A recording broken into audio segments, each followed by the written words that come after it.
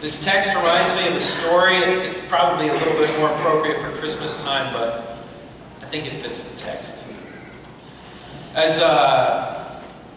When I was a young kid, we were shopping for Christmas presents. I was trying to figure out what I wanted to get one of my brothers or my sister, and we were in the Gap store, and I saw this hoodie sweatshirt. It was red, pinkish red, had Gap across. It was a hoodie. It was fleece, and I was like, man, I want that. I'm sure it came out as, Mom, Mom, Mom, this, now, me, want. Something like that. If you've ever had a kid, you understand. And so my mom said, okay, but that's your Christmas present. So you're not going to get it right now. We're going to pack it away, and at Christmas time you can open it and wear it. And I was like, shucks. But I know I'm going to get that awesome sweatshirt that I wanted. I saw her buy it. I know I'm getting this gift. Well, Christmas Day comes by, and I'm looking forward to that sweatshirt. I got some other things that were really nice, but I knew this was one of those times where I knew the Christmas gift that I was getting. I had seen it. And we open all our presents. We go around by youngest to oldest. And I finally get to my last present, and I open it, and it still wasn't there. The hoodie wasn't there. And so I was like, Mom and Dad, I saw you buy that hoodie for me. What the heck? What's going on? I don't think I spoke like that as a child, but I like to think that I did. And they said, no, I don't know. I guess it must have got lost. Cut to a couple days later, we're with my mom's family. And I didn't realize that she wanted to leave a surprise. And so I get this present from my aunt and uncle, and I open it up, and sure enough, there's that hoodie. I didn't get it when I expected to get it, but I knew I was going to get it sometime. I was overjoyed because I finally got to put on this sweet hoodie. This goes with today's text with the people trying to warn Jesus. They're trying to save his life. They're trying to tell him to move on because if Herod finds out, he's going to get you. But Jesus says, I work on my own time. Interesting enough, the Gospel of Luke, it was a couple weeks ago. I wasn't here, but Deanna preached about transfiguration. And according to Luke, at this transfiguration, this mountaintop experience, just after it, Jesus sets his eyes on Jerusalem. He sets his eyes on the place where he's going to be crucified, died, and risen for our sake. But that's chapter 9 of Luke. 10 chapters later, Jesus finally enters Jerusalem. That's what we're going to celebrate on April 14th. Out of the 24 chapters of the Gospel of Luke, 10 of them are devoted not on Jesus' crucifixion, but on what Jesus was doing on his way there. On his healing, on his teaching, on his guiding.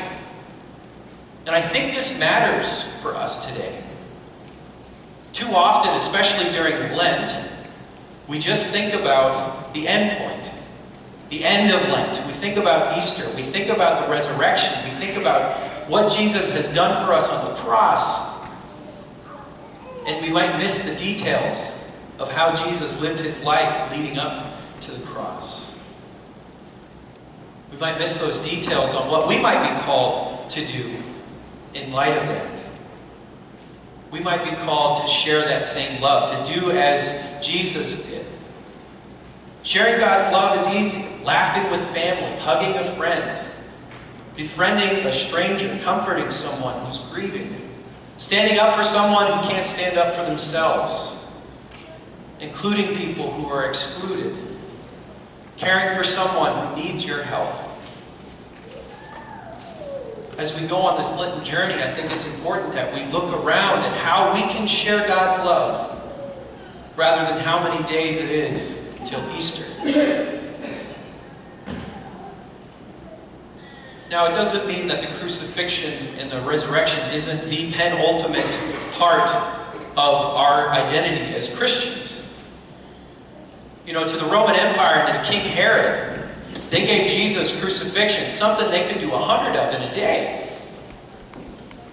To those onlooking, if they had a newspaper the day after Jesus' death, it wouldn't even be on the front cover. It'd probably be on the 8th page of the newspaper saying, oh, in the world news today, some guy named Jesus, who had a crowd following him, was put to death. Yet, all of us are here today to hear the truth.